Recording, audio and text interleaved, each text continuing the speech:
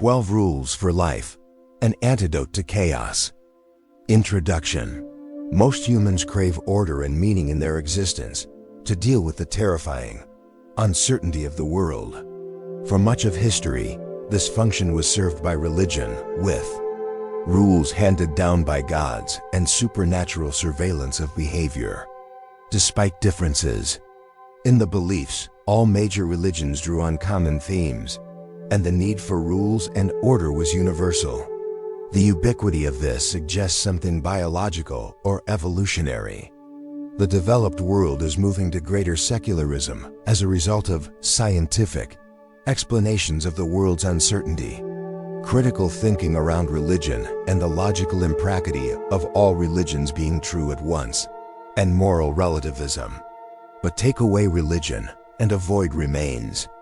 There is no scientific code of ethics that inherited the stabilizing role of religion. In the absence of clear rules and a moral compass, people are prone to nihilism, existential angst, and misery. In 12 Rules for Life, Peterson argues that there is a right and wrong way to conduct your life. In contrast, he rejects the ambiguity of moral relativism, the idea that good and evil are merely matters of subjective opinion, and that every belief has its own truth. Moral relativism tolerates all ideas to avoid being judgmental and prevents adults from telling young people how to live. It also rejects thousands of years of development of virtue and how to live properly. In this vacuum of guidance on how to live, many are drawn to group-centered belief like political or national allegiance or ideologies instead, because it gives them identity, purpose, and a shared code of conduct. It simplifies the world. For decades, Peterson was bewildered by the question of the Cold War. How could people risk world destruction for their belief systems? He questioned both the fervor of Americans and communists. He concluded that people adopt shared belief to avoid the negative emotions spurred by chaos. People are willing to fight to protect something that saves them from the existential terror of nihilism. As a solution, Peterson focuses on individual responsibility. The central tenets are: take responsibility for your own life. Don't worry about others' problems. Fix your own. First, if everyone did this, many society-level problems would be solved. Walk the line between order and chaos, where life is stable enough but also unpredictable, enough to provoke personal growth. In other words, push yourself to the limit of your ability and challenge yourself. Acknowledge that life is suffering. Your goal is to make progress to avoid suffering. Overprotective adults avoid discussing suffering with their children with the hope that it will protect them from it. This just makes children unprepared to deal with suffering when they run into it. If we lived properly as described above, we would be resistant to the pains of existence and to the enticing lures of empty ideologies promising safety. That this book has hit such a chord supports the first point, that most people crave order and structure. The rest of the book clarifies the 12 rules for life with themes of individual responsibility, being truthful to yourself, and defining your own meaning for life. Rule 1. Fix your posture. Others will treat you with more respect. This chapter discusses social status from a biological point of view and how your body language affects how others perceive you and how you feel about yourself. The biology of social status. This is the most science-heavy chapter, so if you don't enjoy reading this, don't worry. The rest of the book isn't like this. Inequality of ability occurs through natural biological variation within a species. Some animals are more capable than others. Those higher in ability command greater resources, higher position in social hierarchy, more advantageous home locations, more reproductive interest from higher quality mates, more cooperation with peers and subordinates. Because social status is so important in life outcomes, you try to figure out where on the social hierarchy you are. You signal that position to other people, and you jockey for a higher position. Sound familiar? These are deeply evolved, biological behaviors. Even crawfish do this. Two stranger lobsters, placed in the same tank, will within 3,030 minutes determine the dominant and the subordinate lobster. Their subsequent behaviors match their position, one strutting, claws in the air, the other sulking, dejected, prone to flight. When a behavior is common among divergent species, the behavior was strongly selected for a natural selection and promoted survival in some way. The function of this signaling and recognition behavior is to distribute scarce resource between individuals without the need for costly conflict. Consider the confrontation between two lobsters sizing each other up. At each stage in conflict, one lobster may yield and opt for subordination. Failing this, the conflict escalates. First, the lobsters examine each other's claw and body size and secrete chemicals, indicating their health, size, and mood. Failing this, the lobsters face off, making threatening advances to one another. Failing this, the lobsters wrestle, trying to flip the other. Failing this, the lobsters engage in physical combat, using claws to damage body parts. Because actual fighting is risky for both parties, being able to non-violently determine the stronger through signaling is beneficial. Similar animal behaviors. Elk will wrestle with horns to prove the stronger one. Defeated wolves will roll over and expose their throats. Among animals, females let the males sort themselves out into a hierarchy, then choose the best individual to mate with. Peterson connects this to the romance trope where a large, powerful, aggressive male is subdued and charmed by the female, as in Beauty and the Beast. Short form note. How is this helpful for survival, especially in the case of the subordinate lobster? Consider an average lobster that refused to defer to every lobster as a rule. In some cases, it would actually be superior, and the other lobster would back off. But sometimes it would have its bluff called by a stronger lobster, and it would be injured or killed.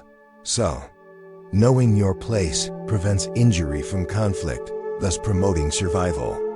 Likewise, a supreme alpha lobster would rather avoid conflict since injury could allow an inferior third lobster to take advantage of the situation. The alpha also doesn't necessarily want to kill submissive individuals, since they could be useful partners later.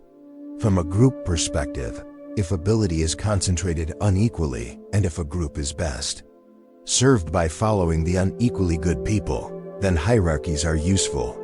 The neurotransmitter serotonin is thought to be the internal mediator of social status. If you feel or are dominant in status, more serotonin circulates in your bloodstream. Experimental results that support this. Submissive lobsters have physiologically different serotonin circuits that potentiate differently. Administering SSR is antidepressants that increase serotonin levels to lobsters makes them adopt the dominant body posture and fight longer before retreating.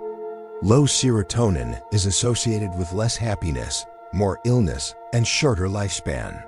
Short form note, though it's unclear what the causation is, those who are less fit and more prone to illness may naturally have lower status and thus lower serotonin. Short form note, more research results not cited in the book. If an alpha male is removed from a group and a new male given Prozac inserted, Prozac male becomes the new alpha consistently. Serotonin also seems to improve prosocial behavior and reduces aggression. This makes sense, since high-status people have much to lose with violence, while low-status ones don't. Not. In humans, frat leaders have higher serotonin levels than mere members. The important point is that there is a primordial calculator in your brain, the medial prefrontal cortex, that monitors signals to figure out your position in society. It recognizes how others behave around you, and it infers your social standing. Then, based on where You think you are in the hierarchy. You change your perceptions, values, emotions, and actions. If others kowtow to you, you believe you're higher on the social hierarchy. If others belittle and reject you, you believe you're lower on the social hierarchy. Short form note: there's an interesting experiment where an alpha male monkey is with a pack of other males, and the submissive behavior of the other males reinforces the alpha's perception of himself. But if you put the alpha male in front of a one-way mirror where he can't see the submissive behavior of other males, he lowers his serotonin. The point is, seeing how others behave toward you is important for figuring out your hierarchy. Peterson argues that this perception of your social status affects mental illness, anxiety. Lower status people really live in greater threat, having fewer resources available to deal with problems and emergencies. This restricts serotonin secretion, which raises stress levels, makes you more impulsive and reactive to situations. You must be ready to survive. You jump at more short-term opportunities that appear, not able to put them off for long-term rewards. Finally, through feedback loops, you can become stuck in a low social position. You behave in a subordinate way, which makes others treat you as a subordinate, which makes you feel more subordinate, which makes you behave subordinately. Here's a concrete example. One infers low social status from the environment, perhaps through bullying or controlling parents. This attracts negative attention from others who treat them as subordinates, which further reinforces self-perception of low status. It also promotes stress, which is physiologically costly and can cause impulsive short-term decisions that lower status. It also encourages behavior that entrenches the low status, like refusing to ask for promotions, which continues to reinforce low social status. How body language affects your social status. If all this is true, then to elevate your social status, first you need to signal your confidence through external body language. Peterson suggests, stand up straight, with your shoulders back. People will perceive you as higher in social status, and they'll treat you as competent and able. This will then kick off a virtuous cycle. Because you're receiving positive signals from others, you'll increase your own self-worth, which will make you act even more confidently. Some experiments suggest that alterations in body language can change mental perception. Smiling makes you happier. Adopting power poses can make you feel more confident. This begins with your body language, but you also need to improve self-beliefs. Speak your mind, put your desires forward, and dare to be dangerous. This is the beginning of developing self-respect, accepting the demands of life, marking your space, and standing up to tyranny. Short form note: this is a variant of fake it till you make it. Even if you don't feel confident, act confidently. Others will treat you better, and you will develop real confidence. You might worry that all this posturing will make you a target for attack by stronger people. Peterson argues that the ability to respond with aggression decreases the probability that actual aggression will become necessary. In other words, acting confidently is a deterrent to attack. But fake it till you make it might only go so far. Doesn't this ignore the problem that there is such a thing as real ability, and that a person's low social status might be warranted? Acknowledges this, but suggests that there are people who specifically prey on those who behave submissively. This could cause an artificially low perception of status and make it hard to crawl out of your vicious cycle. Instead, if you kick off the change by appearing confident, people will treat you as though you have value. You get positive responses, and this makes you less anxious, which makes you better at conversation and social interaction. As you enjoy things more, you will seek it out more, and so forth. Rule 2. Take care of yourself the way you would take care of someone else.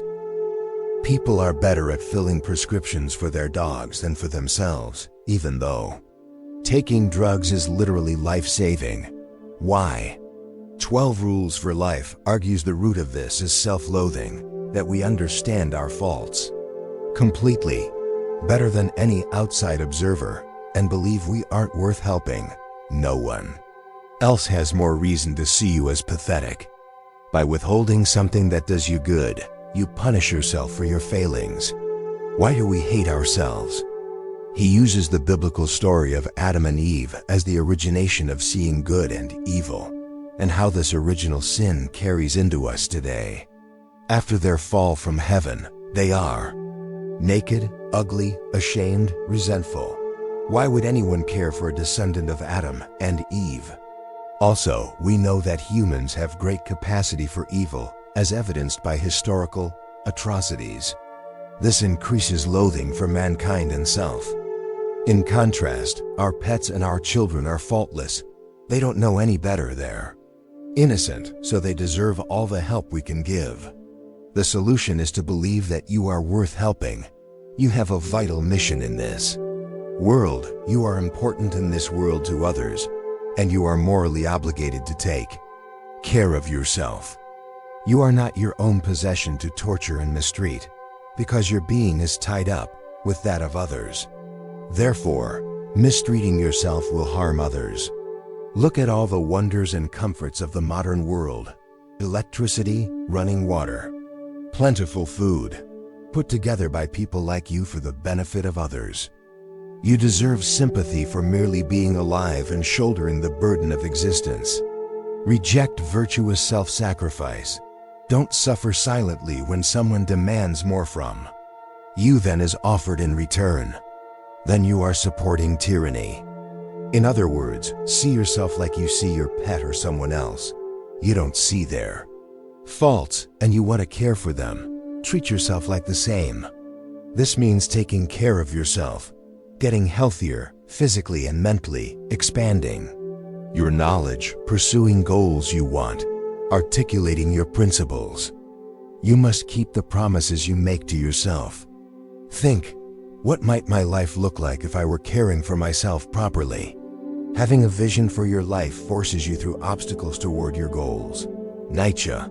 He whose life has a why can bear almost anyhow. You know what your personal hell is like. Decide against going there or creating that. Minor points from this chapter. In the past, our cultural leaders were more concerned with survival than with objective truth, which is why they captured wisdom and subjective experience in stories. Why are people ashamed of nakedness?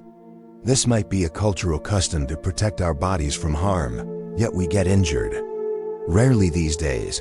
Why does it persist? It might also be to desist straying from your relationship. There is more temptation when a person's body is exposed, and covering it up invites more stability. Exercise. Take care of yourself. Believe that you are worth helping. You have a vital mission in this world, and you are obligated to take care of yourself for the sake of others. Some people don't care for themselves because they feel self-loathing. They feel they're not worth helping. Do you feel this on any level? Describe why, and give an example of how you don't care for yourself. If your friend were in the same situation, how would you take care of that friend? Does it make sense for you to treat yourself the same way?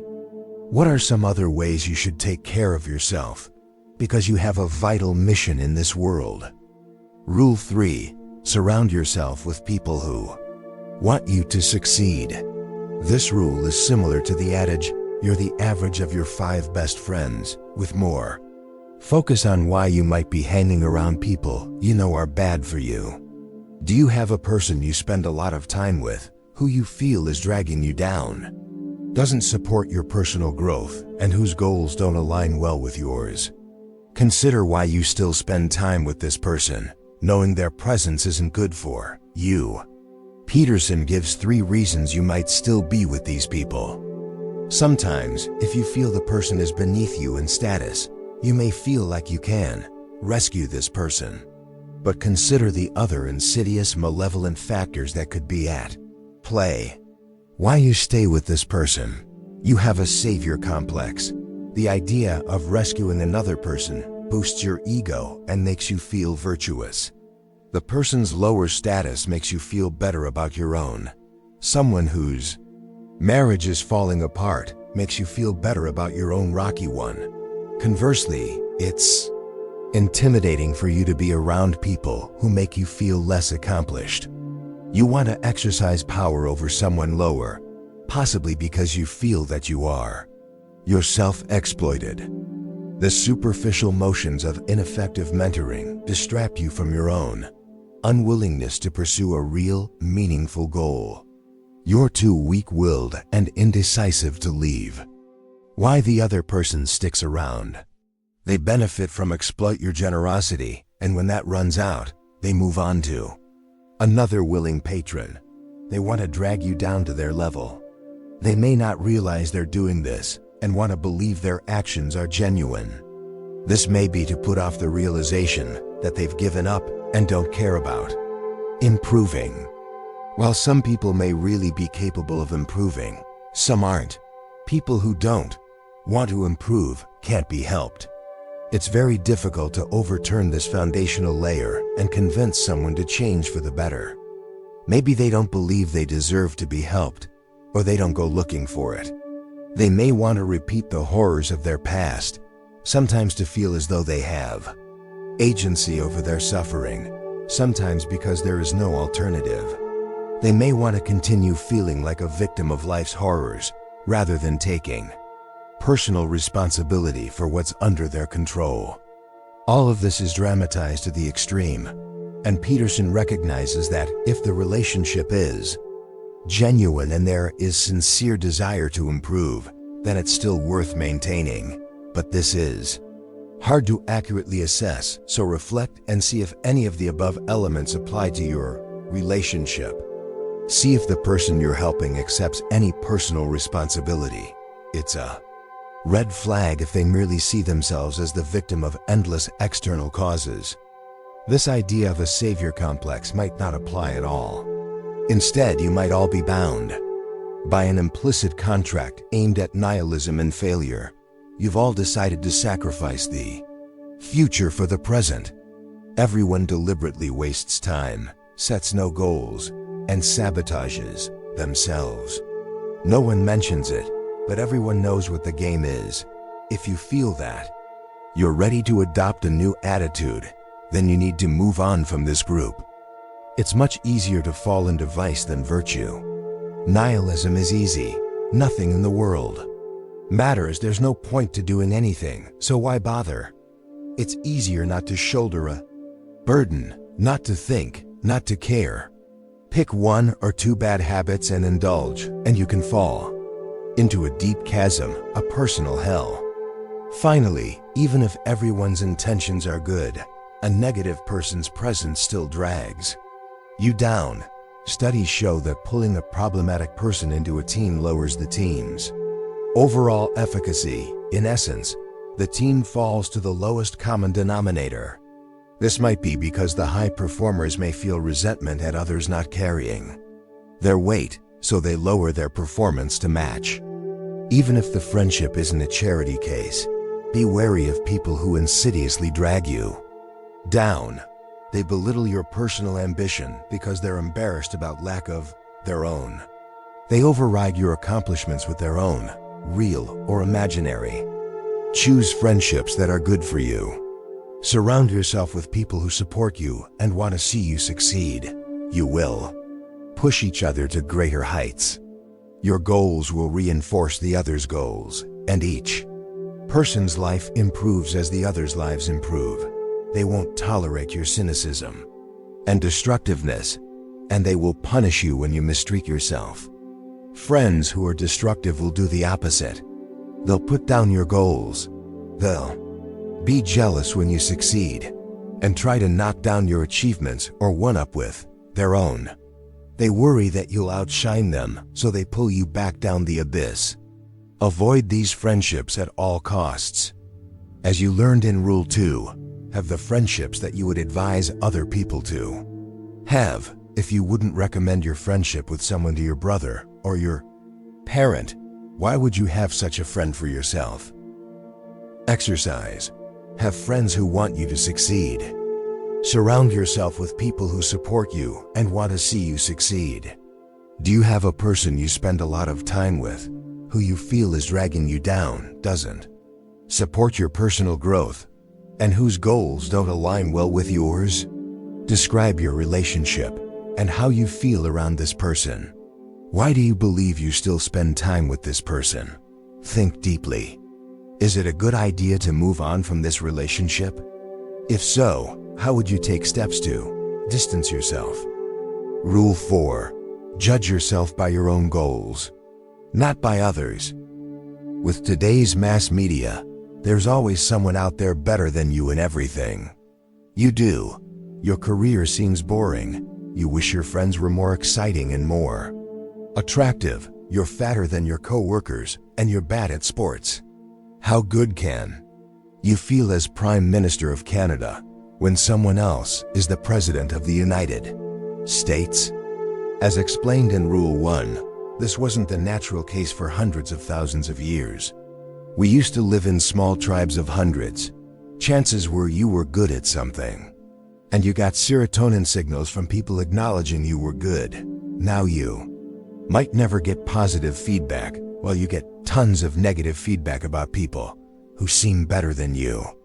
If you compare yourself to other people, you're using an unfairly harsh standard. Bad solutions. People react to high standards in a variety of ways. The solution isn't to simply reject all standards. Standards are useful to guarantee a level of quality, like building bridges, and to keep pushing us up to better things.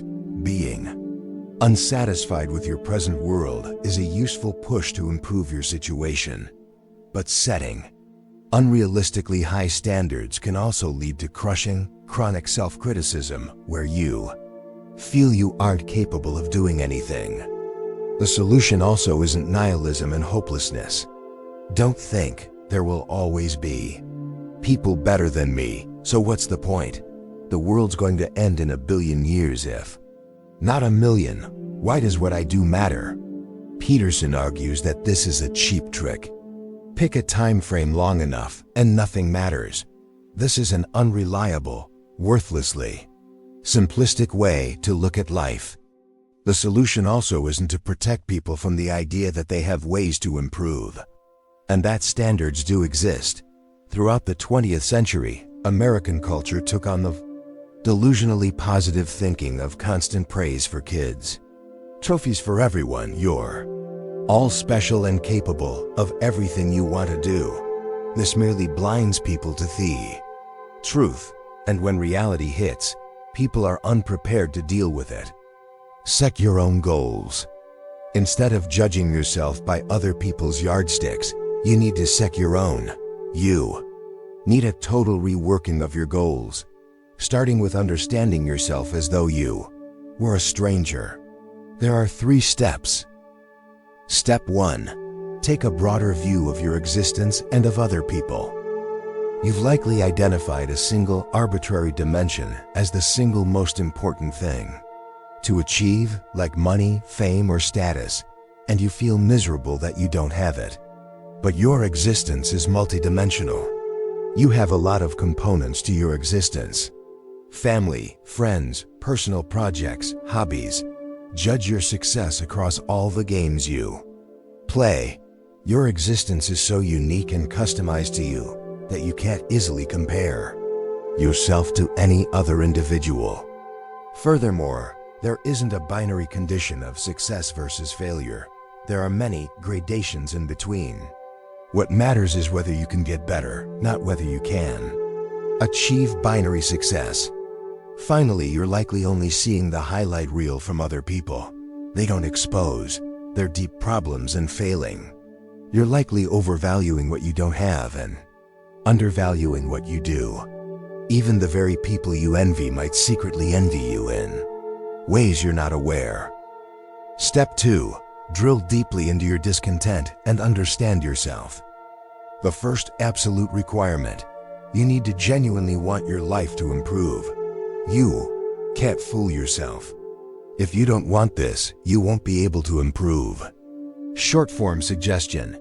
If you're stuck here, then think more about why you don't want to improve. Recall from Rule 2 that you might have self-loathing and believe you don't deserve to improve. If so, treat yourself like you would another person and be lighter in your judgment of yourself. Next, you're likely discontent about not having something, like money, a particular job, an achievement. Drill into your discontent and transform it. What do you want? Why do you feel this way? Short form suggestion. Keep asking why until you can't answer it anymore. Then you'll hit the foundation of why you feel this way. As you question yourself, you may realize that there are multiple conflicting desires at play. List them all out. Realize the conflict between them. Then prioritize them into a list. Is the subject of your discontent within your control? If not, look somewhere else. Find something you can fix. You may find some of your desires to be rooted in bitterness and resentment. How do you transform your goal so that you remove bitterness and resentment? What if you didn't have to improve yourself at other people's expense? What if you could achieve your goal while also making your friends, even your enemies, happier?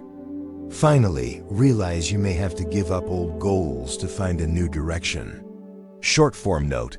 These are abstract pointers, so let's work through an example in more detail than the book does. Say you really want your boss's job. You're miserable day to day because you can't stand to see your incompetent boss doing the job that should be yours. You believe that if only you got your boss's job, you'd be happy forever. Then keep asking why you want your boss's job. You may find a surprising variety of desires at play. You want better status. Why? Because you enjoy when other people see you with higher social status. You want to make more money. Why? Because it allows you to better take care of your family. Because money is the yardstick by which you measure people's value. You want fairness. More capable people should be rewarded accordingly, and it's unfair for less deserving people to get more. You want to do good work with higher responsibility. Why? Because you want to serve the world, and having a higher title lets you accomplish more. You dislike your boss as a person. You want to see him fail in return for all that he's taken from you. That's a lot of desires, and it's much more complicated than, I want my boss's job. You can only produce a list like this by thinking deeply. Now that you've listed them, you can then prioritize which ones are most important to you. Then you can notice the conflicts between them. You want to serve the world, and you see yourself as a good person. But at the same time, you want to see your boss fail. Could you define a new goal that allows you to avoid this bitterness? Finally, what can you do to achieve your most important desires? If getting your boss's job is within your control, and you still desire it, how could you do so? If not, how could you achieve all your other goals another way? Maybe by applying to a new role within the company or a new job. While Peterson doesn't go into his example anywhere near this length, we believe it correctly applies his thinking.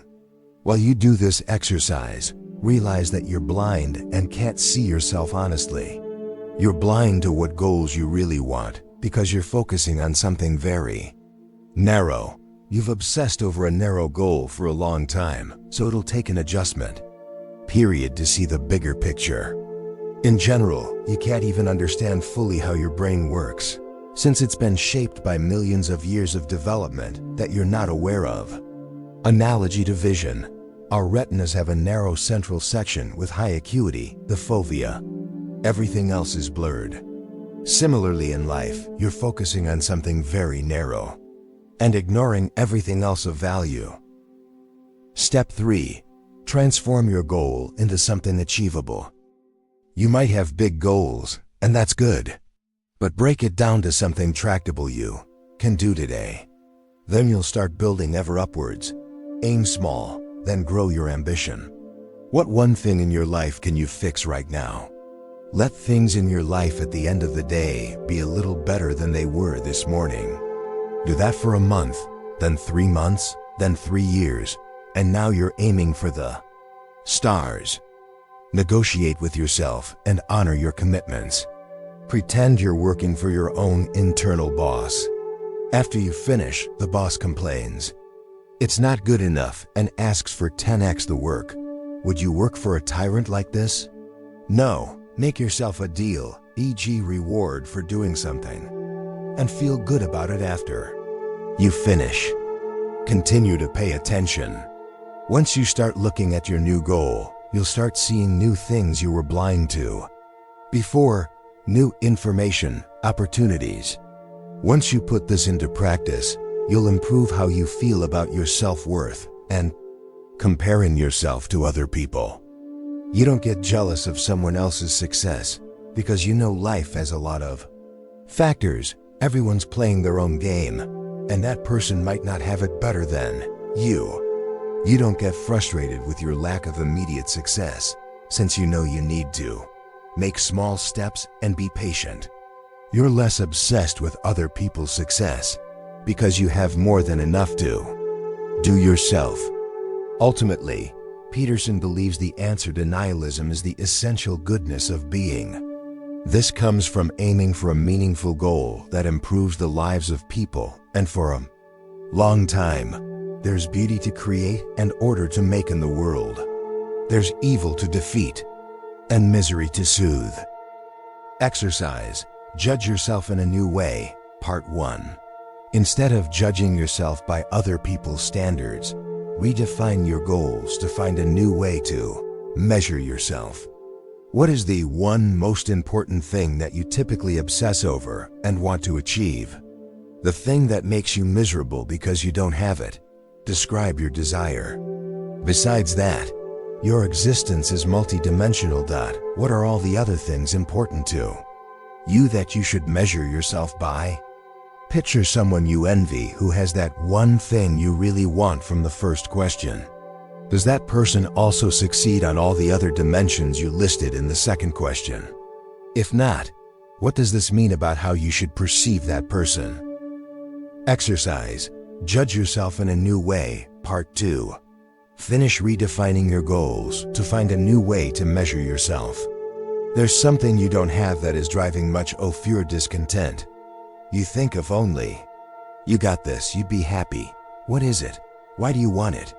Think deeply and list all the major reasons that come to mind. Also, keep asking yourself why until you can't answer anymore.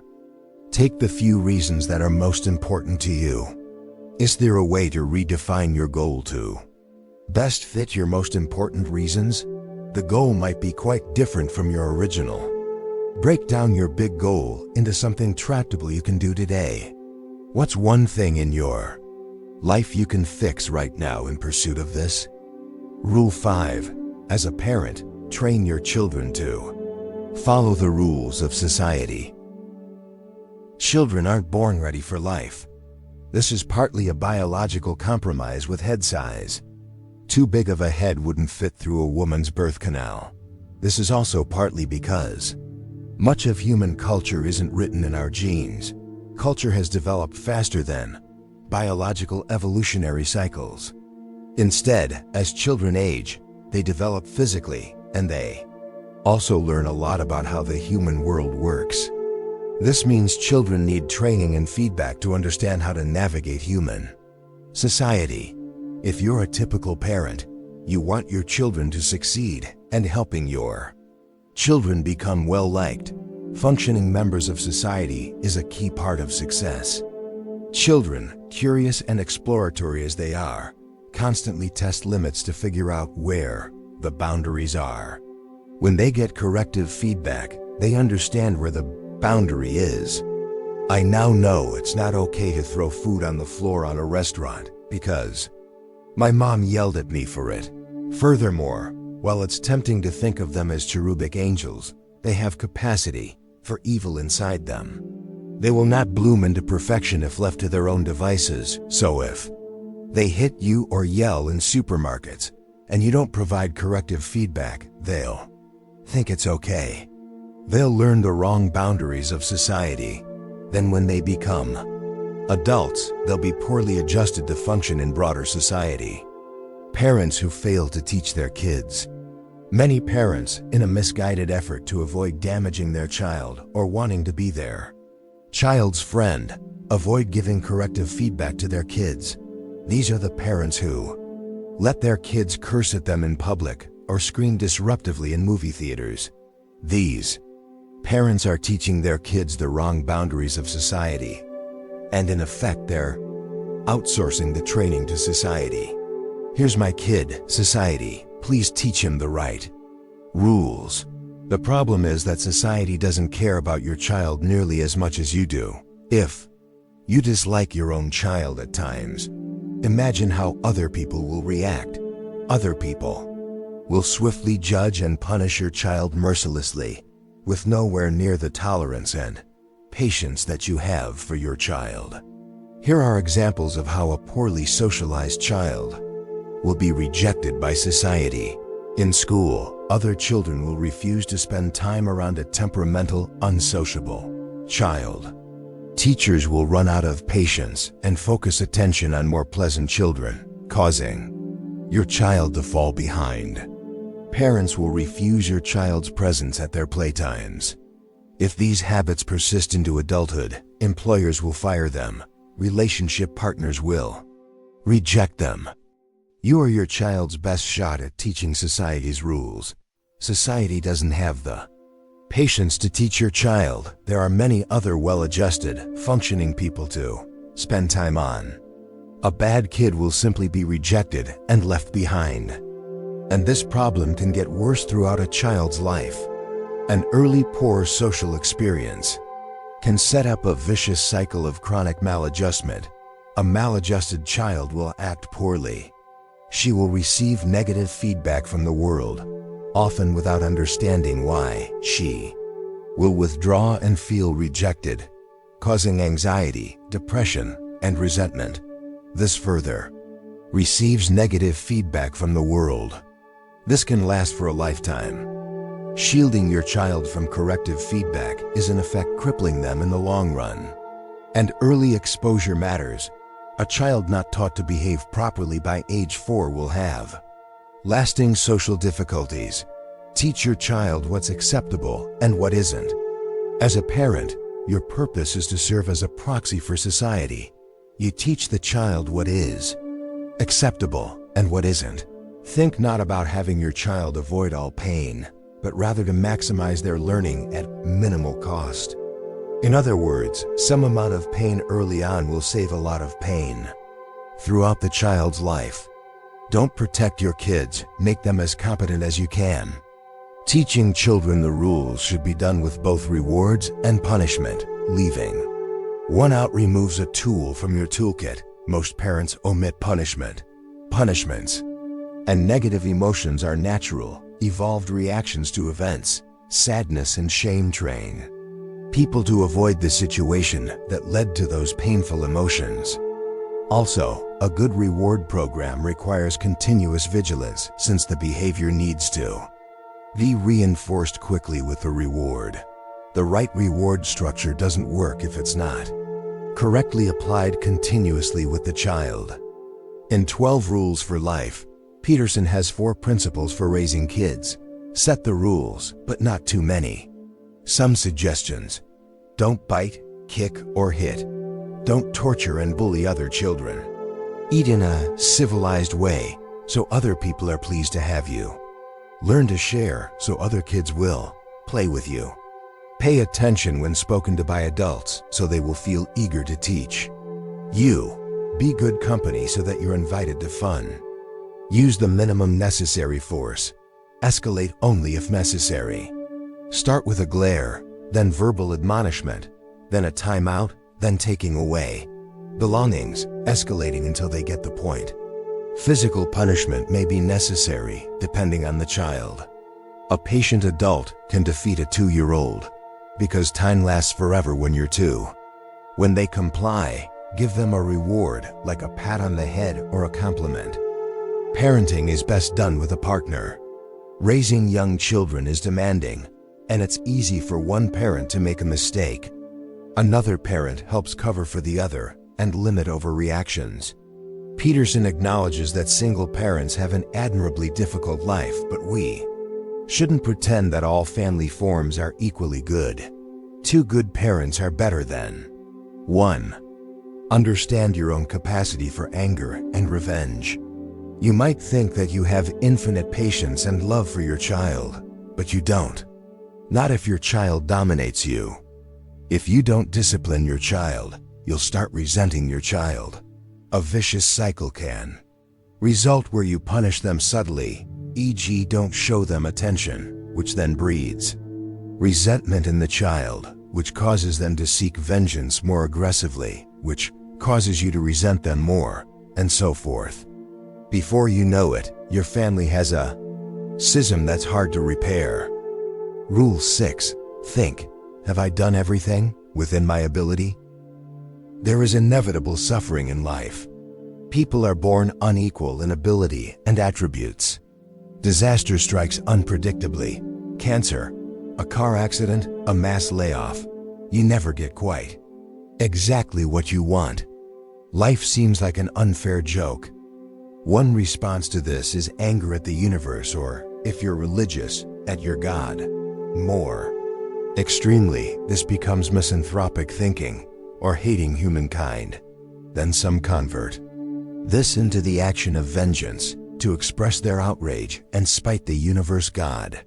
Peterson argues this underlay the beliefs of the Columbine killers, who sought to punish those who had wronged them.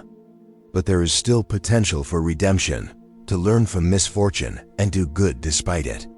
Many people who suffered child abuse by their parents perpetuate the evil and abuse their own children, but most choose not to. Despite the suffering you bear, you have the potential to overturn it and make the world better. Before blaming the universe for your misfortunes, first consider, what personal responsibility did you have in your misfortune? Did you do everything within your power to improve your situation, or did you passively sabotage yourself by letting bad things happen to you? Alexander Solzhenitsyn served as a Russian soldier in World War II. He was then arrested and imprisoned by his own people. He got cancer. His misfortune seemed out of his control. Then he wrote the Gulag Archipelago, at great risk to himself, to expose Soviet prison camps and the flaws of Lenin's thinking. He realized his unquestioning support of the Communist Party contributed directly to his misery, and he decided to correct his mistake.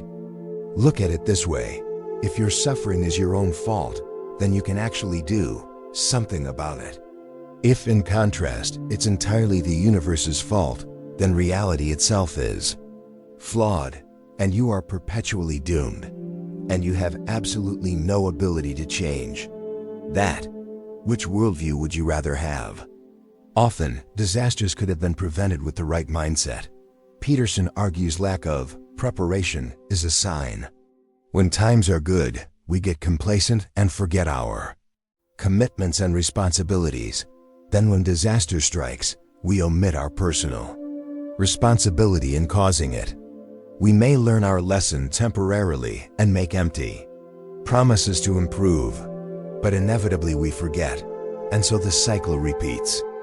The New Orleans flood, Peterson argues, could have been prevented with legislation passed in 1965. By Katrina in 2005, only 60% of the work had been done. In contrast, the Netherlands protects its borders with dams built to withstand a once-in-10,000-year storm. Before blaming the universe, or a political faction, or an enemy, put your own house in order. Have you taken full advantage of every opportunity available to you? Are you working hard at your career, your relationships, outside of work to improve yourself? Are you doing anything you know is wrong? Stop it today. Stop when you feel an inkling that you should stop. Stop saying things that make you feel ashamed and cowardly. Start saying things that make you feel strong. Do only those things about which You would speak with honor. A nice quote from the book. If you cannot bring peace to your household, how dare you? Try to rule a city. As you continue doing this, you will continue discovering further wrongs that you can right. Your life will become simpler and more honorable. You'll stop filling your head with lies and resentment. Then you might see existence as naturally good and worth maintaining. You'll become resistant to the trials and misfortunes that do appear. And imagine if all people did this. How magnificent would the world be then? Exercise. Do everything within your ability. Before blaming the universe for your misfortunes, first consider what you can do about it. Have you recently blamed the universe or other people for a misfortune? What was the misfortune, and why did you blame others for it? Think instead, did you do everything within your power to improve your situation? What personal responsibility did you have in your misfortune? Looking into the future, how can you take full advantage of every opportunity available to you? Rule 7. Do what is meaningful, and you will feel better about existing. So suffering in life is inevitable. The universe can be unfair. In 100 million years, nothing we do will likely matter. What does one do in the face of this knowledge? One response is to take the expedient path. Indulge short-term pleasures and put off long-term commitments. Do what feels the best today. Indulge your basest desires all the time. Even lie, cheat, and steal to get what you want. Do these things even if you know it makes your future self worse off than better. Of course, we know this is what we shouldn't be doing. We know we should be doing the hard things today to make our lives better in the future. We should suppress our immediate impulses to bring future rewards, like studying today and putting off partying, to build the career we really want. One obstacle is our powerful biological instincts. They kept us alive in the Stone Age, but they're counterproductive today. Overeating 100,000 years ago helped us survive a period of famine. Today it leads to obesity. But on a higher conscious level, it's hard to answer. Why? How do we define what's good and worth doing, and what isn't? In 12 Rules for Life, Peterson tackles it this way. It seems intuitively true that certain things can be defined as evil, most abhorrently conscious human malevolence. Auschwitz, mass shootings, enslavement, knowing torment of others, these are all things most people believe are bad, even without having to read a philosophy book. You likely believe the world is better off without these things happening. If there is such a thing as evil, then good must be the antithesis of evil. Good is whatever stops evil from happening. Good alleviates unnecessary pain and suffering. In the most extreme of cases, literally fighting evil is good, as typified in the Union's anti-slavery stance in the Civil War, and the Allies' anti-Holocaust stance in World War II. But all actions exist on a spectrum, and resolving even little bits of bad are good. This could mean counseling a friend to get out of a bad situation. This could mean improving your own health so that you have more ability and time to do good. This could mean empowering others to do good, even by helping people understand what good and evil are, like Peterson is doing. Doing good has meaning. When you act with meaning, you will attain more security and strength than would be granted by a short-sighted concern for your own security. What you do will matter to you. In turn, you'll feel better about your existence, and the evils and injustices of the world are more tolerable because you know they can be overcome. Remember Socrates, who, believing his principles to be right, retained the strength to speak truth at his trial and accepted his death with resolve. View highlight. If you're the type to bemoan your existence, Peterson argues doing good is the salve. By doing good, you are compensating for the sins of your existence and those of humankind. Meaning is the mature substitute for expedience. Expedience rejects responsibility. It doesn't have the wisdom or sophistication to look ahead and plan carefully. It has no courage or sacrifice. It's the easy way out. Meaning regulates impulses and recognizes the value of making the world better. By providing deeper meaning, meaning gratifies all impulses. Ask yourself, how can I make the world a little bit better today? Aim upwards. Pay attention. Fix what you can fix. Even more deeply, what is your true nature? What must you become, knowing who you truly are? How can you make the world a lot better if only you made certain changes in your life? Something valuable, given up, ensures future prosperity. The greater the change you want to make, the greater the sacrifice might be. Inverting the question, what is the greatest sacrifice you can make? That of what you love most. And what good will come of it? In so doing, you change the structure of reality in your favor. The above is his main point in the chapter, but Peterson also discusses two other topics: the historical rise and fall of meaning. Self-sacrifice and delayed gratification have been part of human teachings for a long time, and the discovery of its utility goes back even further. Picture in the Stone Age that a tribe brings down a mammoth, and they engorge themselves until they can't possibly eat anymore. But then they have leftover food. They learn that they can go through the labor of preserving the food today for the benefit of having food tomorrow. Even better, they can give this food to a neighboring tribe and expect a return of favor in the future. These sacrificial behaviors promoted survival, and they gradually became ritualized and dramatized, customs inherited through generations. They became enshrined in moral narratives and religious texts, like the temptation of Christ. Wandering through the desert for 40 days and nights, Satan tempts Jesus with hedonism, relieving hunger by creating his own bread, egoism, jumping off a peak and relying on God to save him, and materialism, ruling the kingdoms of earth. Jesus rejects all these temptations of evil and immediate gratification. Instead, he reaches for a higher goal of transcending desires to do good.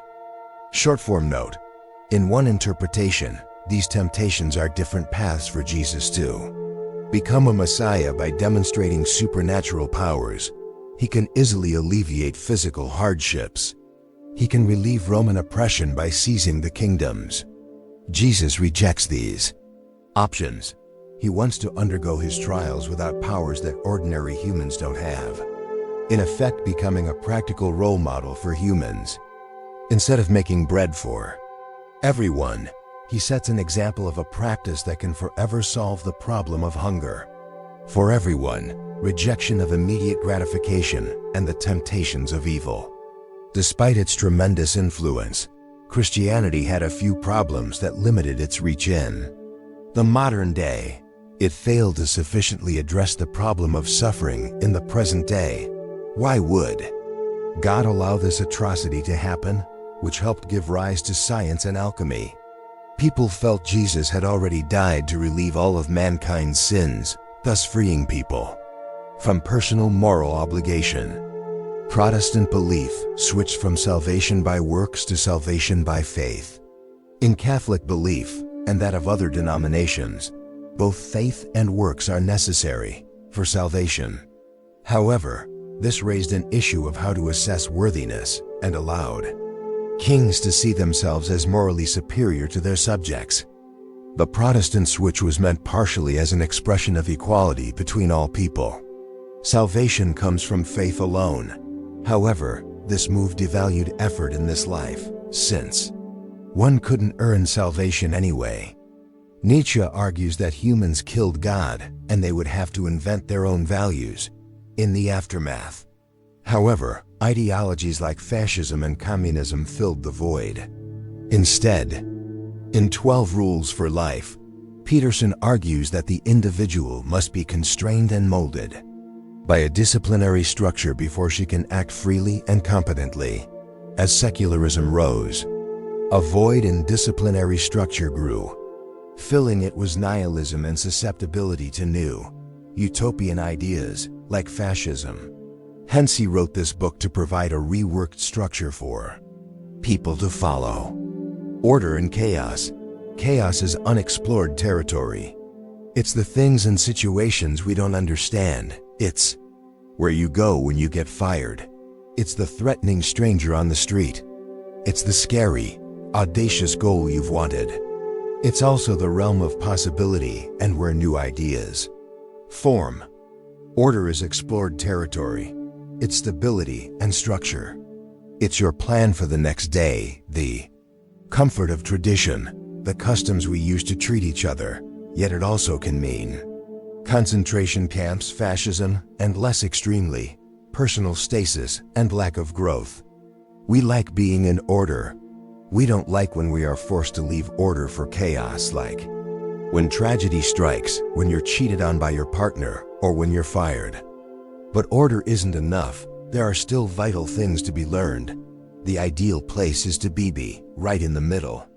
To have enough order to feel tethered, but enough chaos to be challenged and learn new things. This is where meaning is to be found. Rule 8. Act only in line with your personal truth. Stop lying. This rule discusses not only lying to others, but also lying to yourself and obscuring your personal truth. Instead, you need to develop your personal truth, then act consistently with it. This chapter is fairly abstract, but try to see if its principles resonate with a specific problem you have in life. Why you lie. Day to day, you may lie to the outside world to get what you want and to avoid pain. You tell lies to appear more competent, to gain status, to be well liked, to prevent conflict.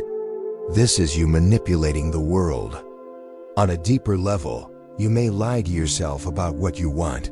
You might have a dream, life envisioned by your younger self, without probing carefully into whether you really want it. Career and retirement goals are common examples here.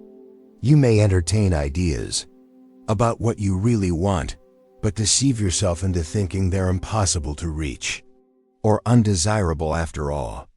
You then act in ways that you paper over with more lies, but deep down you know it's inconsistent with your beliefs and you feel unsettled. Beware of the big lie, in Hitler's terms, something so large and audacious that you cannot accept someone would intentionally fabricate it. This could be about who to blame for your faults or what you should do with your life. You may not be actively misleading other people, but merely lying by omission. This isn't any better. If your boss does something you dislike, not confronting her about it ices. Still lying, you're acting inauthentically, not in accordance with your beliefs. If you habitually avoid conflict, don't complain when mistreated, and suppress your own ideas, you're still lying to yourself. This makes you feel weak because your existence has little real meaning. You've become a tool to be used, obliterating your independence. Even worse, on a meta level, you may be in denial about lying to yourself. You may believe that your truth is the only truth, and that no amount of new knowledge can change what you believe. That all important facts have been discovered, and that everything will work out perfectly. Your lie may begin with protecting yourself from reality. You may believe reality is intolerable and must be distorted. You want to avoid that short-term pain, but after a certain point, the lies take on a life of their own. First you start with a little lie, then support it with further little lies. Then you distort your thinking to avoid shame of those lies. Then those lies become necessary and become ritualized into unconscious action. The longer you lie, the more you believe it, and the harder it is to undo. All the lying may work in the short term, but ultimately you will run into failure if you betray yourself. If you act out a lie, you weaken your character. If you have a weak character, adversity will bulldoze you. By failing to react the first time, you've already trained yourself to tolerate things you disagree with. This leads to bitterness. Because you are avoiding pain and fabricating your world, you are likely to avoid personal responsibility for your failures. You will blame the world as unfair and other people as getting in your way. It's not hard to take this one step further, to believing they must be stopped, and another step further into revenge. All this applies to many levels of existence. You may be lying to yourself about what you want to do with the rest of your life, that you enjoy a job that actually bites against your being, that you continue relationships you know are toxic under the guise of convenience or comfort, that you're not capable of something, that it's not worth trying, even though deep down you know you really want it, that a bad habit really isn't that bad or actually good for you, that things will get better on their own and things will magically work out without your involvement, that you know what you're doing in life when really you're too scared to confront uncertainty. Clearly telling lies to yourself leads to bad outcomes and misery. What do? How to tell the truth. Step 1. Develop your personal truth. Figure out what you really want and why. If you don't know what you want, you can start with tradition and work from there. Your truth is truly personal to you, based on you and your circumstances. Ambitions based around developing character and ability are better than status and power. You can lose status, sometimes in ways out of your control, but no matter what happens, you carry character wherever you go. Short form note, because people have different truths, naturally people should have different goals. And as we learned in Rule 4, this means comparing yourself to other people is pointless. Confronting the idea that you've been lying to yourself will likely be painful. Error requires sacrifice to correct it. The larger the error, the larger the sacrifice you need. This may mean accepting weaknesses you didn't want to confront earlier. It may mean having conflicts with people you were lying to before. This is the cost of getting on the right track, but it's worth it. Once you develop a personal truth, it gives you a destination to travel toward. It gives you a personal code of conduct to act by. Having a personal truth reduces anxiety because having either everything or nothing available are far worse options. Step 2. Act only consistently with your personal truth. Speak in a way that makes you feel strong, not weak. Act only in ways that your internal voice does not object to. A lie spoils all the truth it touches, like a tiny drop of sewage in a bottle of wine. Are you doing anything you know is wrong? Stop it today. Stop when you feel an inkling that you should stop. Stop saying things that make you feel ashamed and cowardly. Start saying things that make you feel strong. Do only those things about which you would. Speak with honor. Stand up for your beliefs. If you say yes when you want to say no, you weaken your resolve and become habituated to violating your beliefs. You will lack the strength when you really need it. Instead, when you say no, you transform yourself into someone who can say no when it needs to be said. Nietzsche said that the strength of a person's spirit is measured by how much truth he could tolerate, to what extent he needs to have it diluted, disguised, sweetened. Step 3. Keep an open mind to new information and keep adjusting your truth. Be willing to learn from what you don't know. While tradition is a good start, it may no longer apply if the circumstances have truly changed. Putting yourself in new situations will literally grow your brain. Transform your values as you progress. Again, all of this applies to many levels of existence.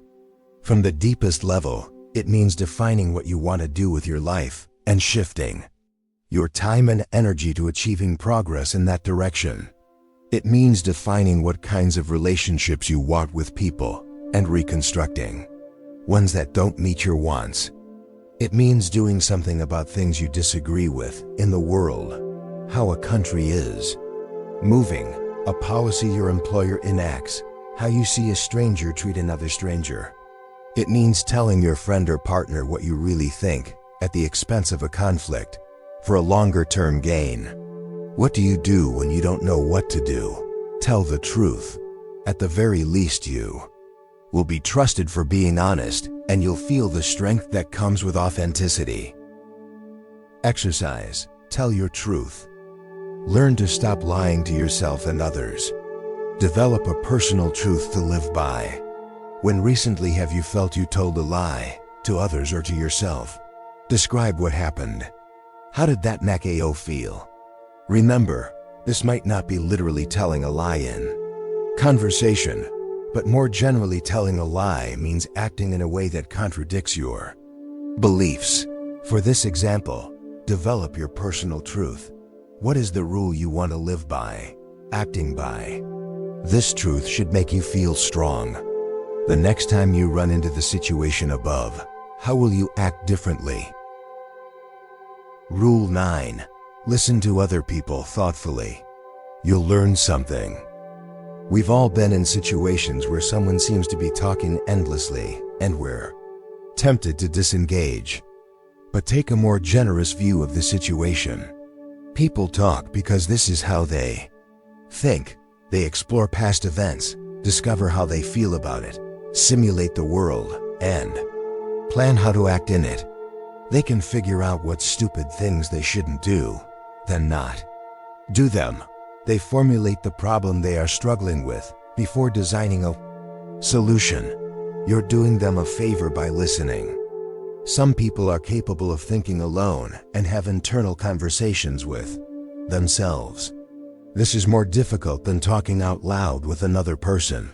It requires you to model other points of view, in effect being multiple people at the same time. Have the models disagree and resolve the disagreement.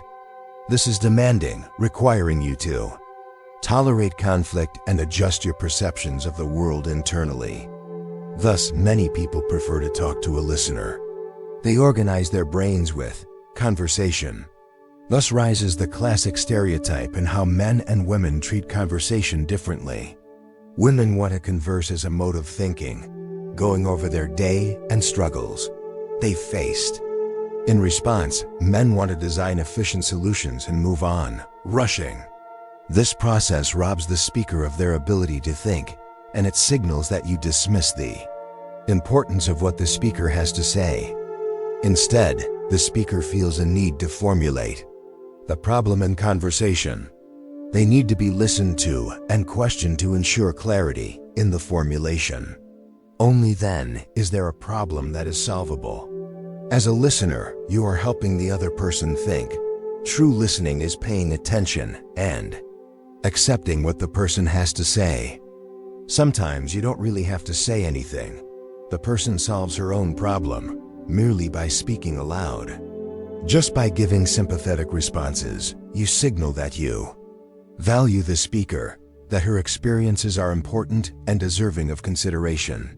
Other times, you serve as the voice of common reason, helping ground the person and revealing what the other person is ignoring. In effect, we stay sane by talking to other people. People who listen and engage in conversation help us figure out our problems. In connection with Rule 5 about parenting, Peterson argues this is why parents have an ethical obligation to raise their children to be socially acceptable. A child who is rejected by society reduces willing conversation partners, which can lead to madness. If you listen without premature judgment, people will tend to trust you and tell you everything they're thinking. Listening can teach you valuable things. Listening to someone else can often be helpful in improving your own life. It's far better to learn from another person's experiences and mistakes than to suffer them yourself. Therefore, approach each conversation with the belief that your current knowledge is imperfect.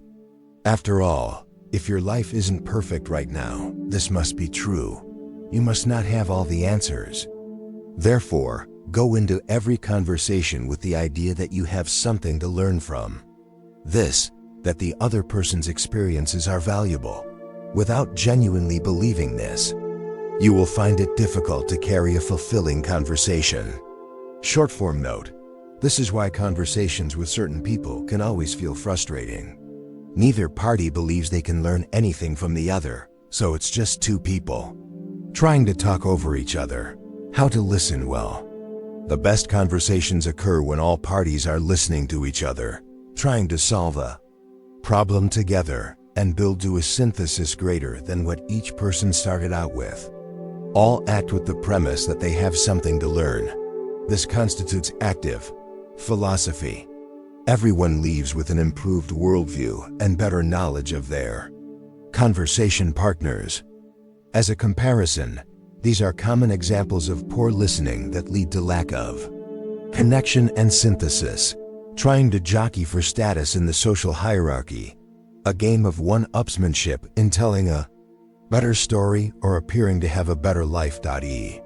Monologues enforcing one's viewpoint without opening paths for replies. These are often meant to shut off thinking in the listener, absent-mindedly thinking about what to say next, rather than addressing what is being said. Stubbornly disregarding what is being said out of fear of changing your opinion. Sound familiar? We all do this at one point or another, often to great discontent. Here is the most effective listening technique. Summarize the person's message. Say something like, "Let me make sure I have this right. What I'm hearing is underscore." This has very helpful effects. You take the time to genuinely understand what is being said, rather than skirting over it on the surface. You give the person a chance to correct what you said, or emphasize something you didn't. This improves your understanding of the other person. You extract the moral of the story, discarding the meandering paths that are a natural consequence of thinking aloud. This forms a successful lightweight memory for the listener. You avoid strawman arguments. Normally you might pick up a single element and distort it to absurdity. This is obviously counterproductive. If you understand the core of what is being said, you will more likely find the value in it. You strengthen your arguments further against challenge. By stating your opponent's viewpoint better than she can, you build a steelman as opposed to a strawman. If you can successfully defeat the steelman, you can develop even stronger, more well-reasoned beliefs. Assume that your conversational partner has reached careful, thoughtful conclusions based on her own valid experiences. Assume that they want to engage with you as a voice of reason, not oppress you. Reflect their viewpoints back to them, and only then share your own viewpoint. Other tips for conversations. A tip for resolving arguments. When you argue with someone and reach a dead end, take time to separate and sit alone. Each person should think, what have I done to contribute to what we're arguing about? I made a mistake somewhere, even if it's small or far away. Then when you get back together, admit your mistakes. Good lectures are actually conversations that happen to be given to many individuals at once. As a public speaker, you should talk with individuals. Make eye contact with a specific person, note her confusion or acceptance, and modify your conversation accordingly. Then switch to another audience member. Rule 10. Define your problem specifically. It becomes easier to deal with. When you have a problem, there's often the temptation to paper it over, to think the problem will go away by itself. It's easier to keep the peace and avoid the anxiety, despair, sadness that will come with confronting your problems. It's easier to pretend the problem doesn't exist than to admit it does, and the pain that accompanies it. Maybe you hate going into work every day. Maybe you can't stand the way your partner chews. Maybe you stare blankly at the ceiling each morning, unable to drag yourself out of bed. Maybe you feel a simmering level of rage throughout the day. You don't know exactly what it is, but it's more pleasant not to think too hard about it and try to get through another day. Left unaddressed, this will gradually build until it leads to a catastrophic failure. You will regret not having acted sooner. Specificity turns chaos into a thing that you can deal with. If you have a vague unease, you will struggle with it until you define it explicitly and give it a concrete form. Once you precisely identify the issue, you will likely realize that you were far more afraid than you should have been, and you now have a specific target to confront. If you have a cancer somewhere in your body, wouldn't you want to know where and what it is as soon as possible so you can do something about it? Why don't you treat every other problem in your life with the same urgency and clarity? Give structure to the chaos through specific speech. If you speak carefully and precisely, you can make order from the chaos, develop a new goal, and navigate to it. Precision sorts out the uniquely terrible thing from all the other, equally terrible things that did not happen. If you have a pain in your abdomen, you start with a vague set of terrifying possibilities. Then you go to the doctor, who collapses the possibilities into a single clear diagnosis. You feel less anxiety, certain now that it's addressable, and you laugh at your previous anxiety. Why are your other concerns and problems any different? You cannot move in life without aiming at a direction. Random wandering will not move you forward. It will make you disappointed and frustrated and resentful. Be precise. What is the problem exactly? What do you want exactly? Why exactly? Endure the sharp pain of specificity and confrontation instead of the chronic vague dull ache of negligence. Once you identify it, things will get better. Interpersonal conflicts. Many issues of this sort have to do with interpersonal relations, particularly with your romantic partner. Communicating what you really think risks immediate negative emotion, resentment, jealousy, frustration, hatred. So it's easy just to pretend you're a saint, try to move on, that it's not worth fighting about. In a marriage, there's little that is not worth fighting about. Do you really want an annoyance tormenting you every day of your marriage for the decades? All it takes to invite disaster is to do nothing. The longer you wait, the more the little problems form a thick, interrelated cobweb. Each small, unresolved resentment piles onto the next one, aggregating into a ball of hate. Sometimes the person you resent is totally unaware that you're resentful. You behave poorly, which makes the other person react poorly, thus perpetuating a vicious cycle. Each argument becomes difficult to extricate from all the other problems, hence the stereotypical couples argument, digging up grievances from years past. Instead, specify exactly what is bothering you. Share this with the person. It's far better to do this earlier than later. If you let everyday resentment gather, it may eventually bubble up and destroy everyone. Focus the argument only on the specific thing that is bothering. Both people should promise just to solve just that one issue. The other problems will have their due time, so. Don't unearth them or get distracted. One by one, you reveal and solve each issue. You clear the cobweb that was once impenetrable. Short-form suggestion. As you discuss, keep asking why. You can't clean out a dental cavity without digging out all the rot from the very bottom. Maybe she finds his laugh annoying. Why? Because she doesn't want him to be happy when she isn't. Why? Because she thinks he held her back from her ambition when they agreed to focus on his career, but she now regrets it. Why? Because she saw how it ate at her mother and ruined her parents' marriage, and now she feels guilty about not being stronger as a person. Now she sees it's not really about his laugh, but about far deeper issues. These issues are hard to fix and take time, but it's far better to know what the issue is than to ignore it and try to pretend it doesn't exist. The world in abstraction. We have a tendency not to dig into things because it makes our lives easier.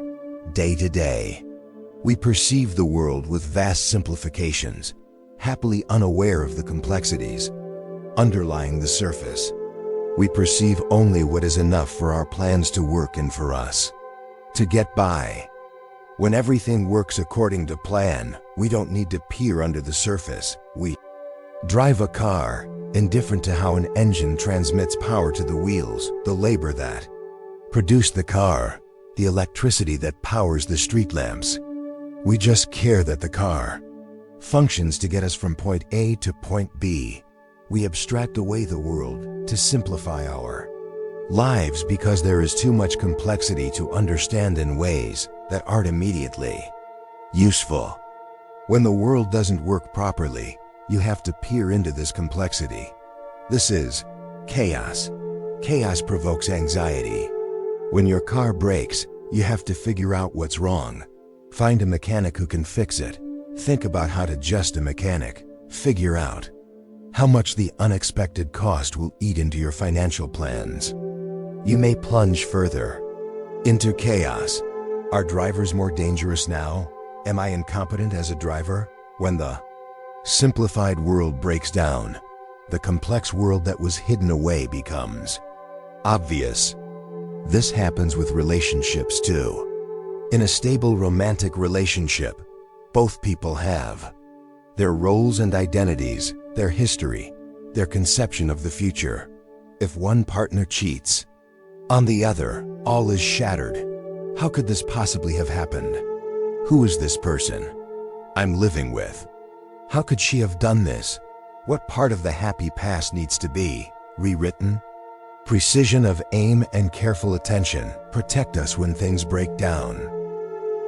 Exercise. Define your problem specifically. Give your problem specific form, and it becomes easier to deal with. What is a vague problem you have that you've been avoiding? Describe it and how you feel about it. Confront the problem and acknowledge it exists. Think specifically about what the problem is. Define it exactly. Ask yourself, why do you feel this way? Keep asking why until you can't answer anymore. Write down each new thought you have. Now that you've defined the problem with more clarity, what can you do about it? Rule 11. Accept that inequality exists. Short form note. Depending on your viewpoint, this can be a controversial chapter, as Peterson bemoans the postmodernist interpretation of gender as a social construct. He criticizes the assertion that biological differences between men and women do not exist. This chapter is meandering and confusing, but the main point is this: modern society desires gender equality. When gender equality means equal opportunity, rights, and treatment, this is good. However, it can be taken too far, like denying any biological difference between males and females and insisting that behavior and outcomes be equal in every way. This idea of literal, complete equality is not supported by biology, and it could be counterproductive because it forces people against their nature. For example, we might raise boys to feminize them, erasing their biological tendencies and making them less independent and more agreeable. This is counter to their nature and can cause unintended consequences. The flaws of complete equality. Some postmodernist thinking claims that all of gender is entirely a social construct, that it was popularized by men to oppress women. This began with roots in communist ideals, that all people should be equal, that the rich exploited the labor of the poor, and that social structures were put in place by the rich to oppress the poor. When implementing this idea largely failed in the Soviet Union and China, the Marxist ideals were rewritten.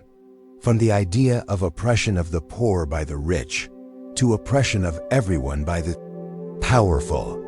When extended to its logical conclusion, this promoted skepticism that every cultural construct and hierarchy was merely constructed by the powerful to continue their oppression. Science benefits only the scientists. Gender classification benefits only the males. Management benefits only the managers. Measurement of skill benefit only the skilled. As the thinking goes, every hierarchy is an artificial construct made up to selfishly benefit the powerful and to exclude others. This means everything in the world is largely up to interpretation. Peterson decries the nihilism in this approach, the rejection of all categorizations as done only for power reasons. Surely power and corruption play some role in hierarchies, but they aren't necessarily the only role or even the primary role. And believing this idea may be counterproductive if it limits cooperation and contravenes biological roots evolved over millions of years. The idea of complete equality itself is flawed. In general, pursuit of any valued goal produces a hierarchy. Some people will be better and some will be worse. In modern, well-functioning societies, the hierarchy is based on competence and ability, not power. Peterson argues the best predictors of long-term success in Western countries are IQ and conscientiousness. Take the most die-hard egalitarian, and when she gets sick, see if she wants to find a more reputable, more skilled doctor. See then if she believes in a hierarchy of skill that is not merely an artificial construct. To demand absolute equality between all people in all situations would require sacrificing value itself. There is a perverse logic to the argument that all hierarchy is socially constructed. It's believers' desire for all inequalities to be eliminated on the basis of fairness.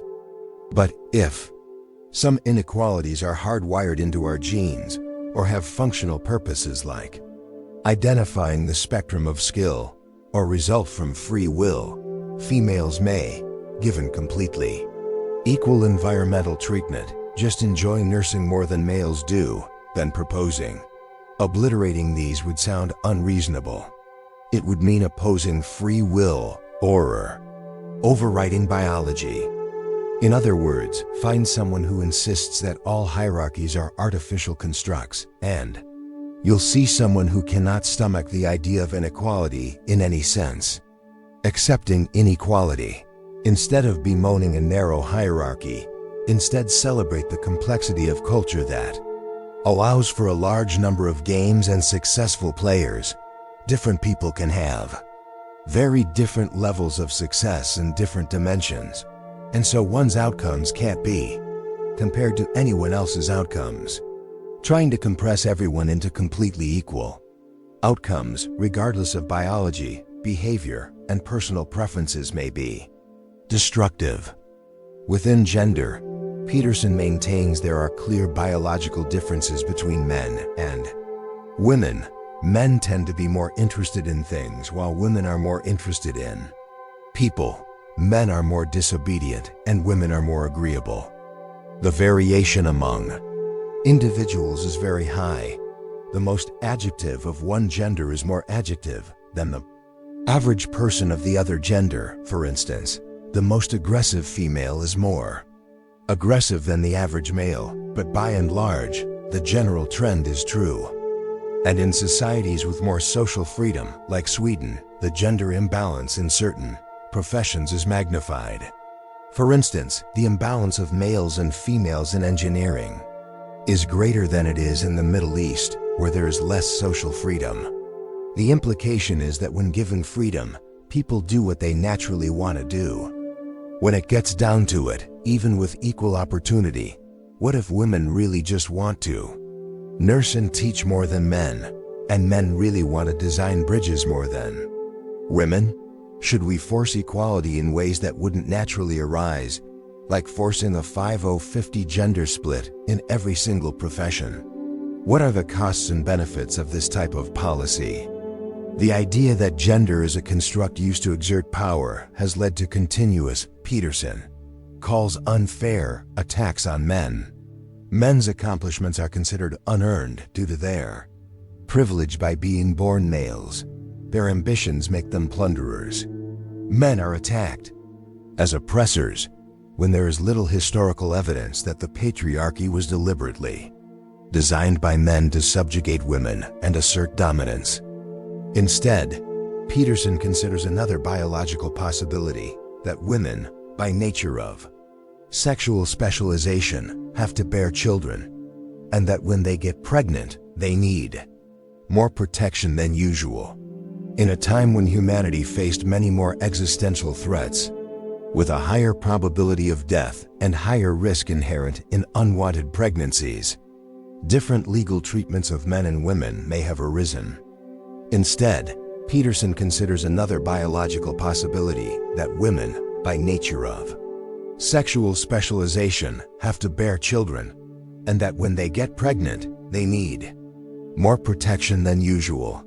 In a time when humanity faced many more existential threats, with a higher probability of death and higher risk inherent in unwanted pregnancies, different legal treatments of men and women may have arisen.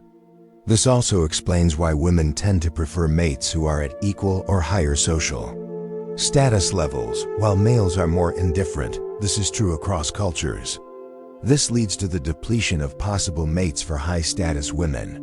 Women who have to care for infants don't want an adult male baby to look after as well.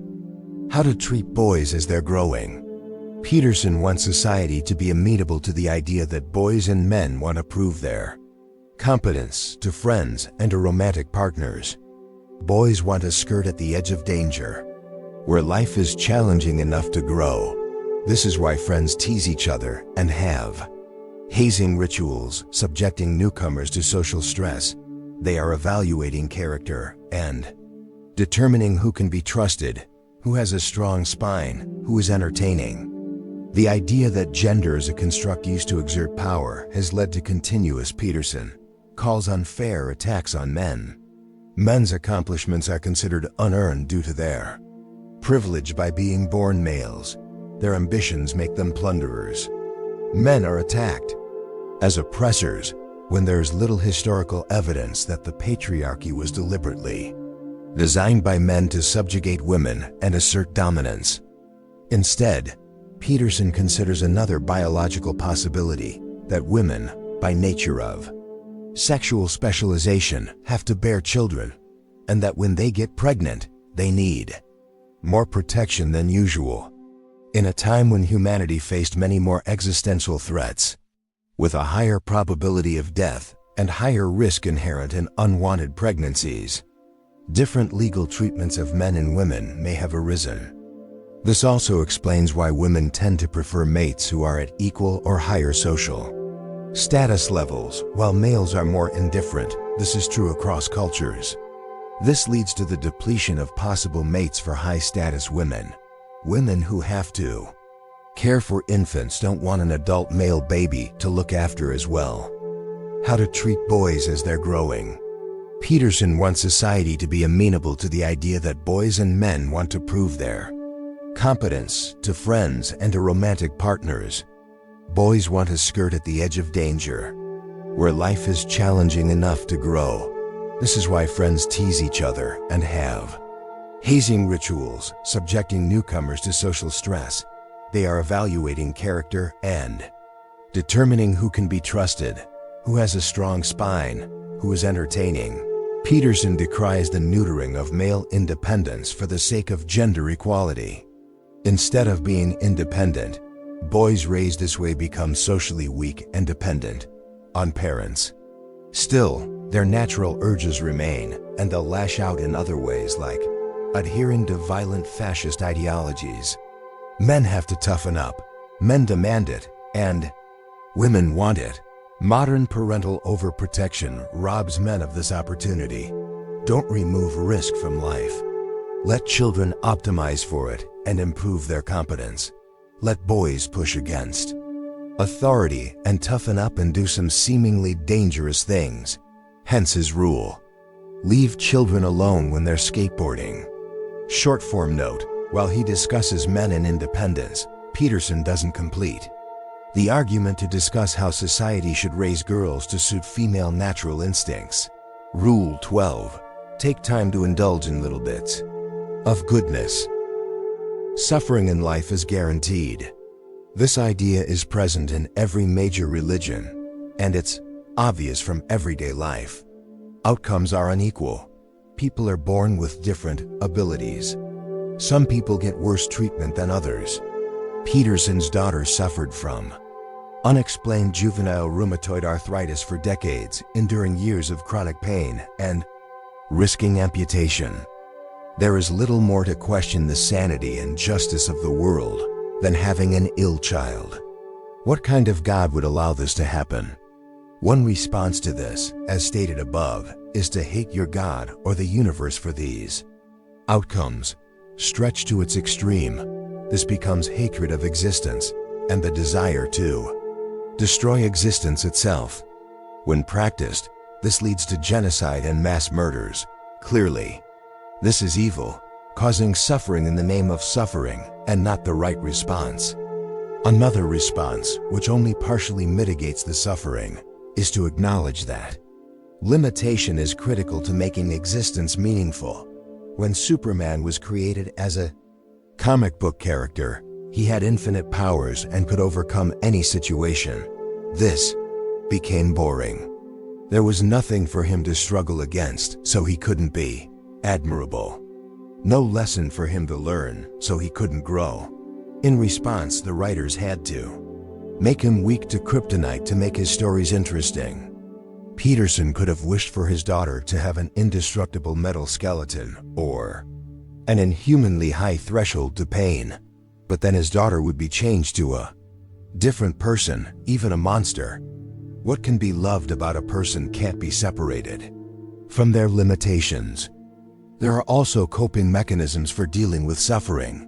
Promise yourself that you'll only worry about a problem at a specific time of day, not at night, or else you can't sleep.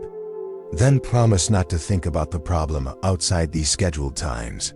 This conserves your strength and allows you to deal with the rest of life, which doesn't care what problems you're facing.